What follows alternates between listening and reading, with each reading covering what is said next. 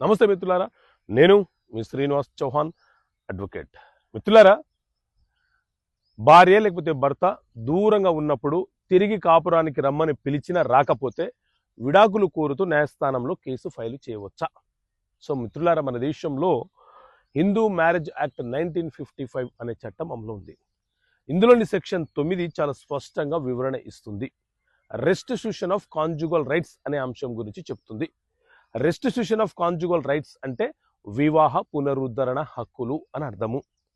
భార్య లేకపోతే భర్త చిన్న చిన్న కారణాలతో కాపురం చేయకుండా దూరంగా ఉన్నప్పుడు 6 నెలలు సంవత్సరం కాలం పాటు దూరంగా ఉన్న సందర్భాలలో భాగస్వామి అంటే అది భర్త కావచ్చు, భార్య కావచ్చు, తిరిగి కాపురానికి రమ్మని పిలిచే హక్కు బాధ్యత వాళ్ళకు ఉంటుంది.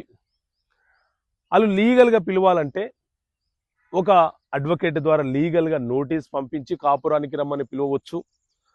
అయినా రాకపోతే న్యాయస్థానంలో ఆర్సీఆర్ కింద కేసు ఫైల్ చేసి కాపురానికి రమ్మని పిలవచ్చు. న్యాయస్థానము ఆర్సీఆర్ కింద తీర్పిచ్చినా కూడా ఆ భాగస్వామి కాపురానికి రాకపోతే దీనిని కారణంగా చూపిస్తూ న్యాయస్థానంలో విడాకుల కేసు వేసుకునే హక్కు ఆ భాగస్వామికి ఉంటుంది.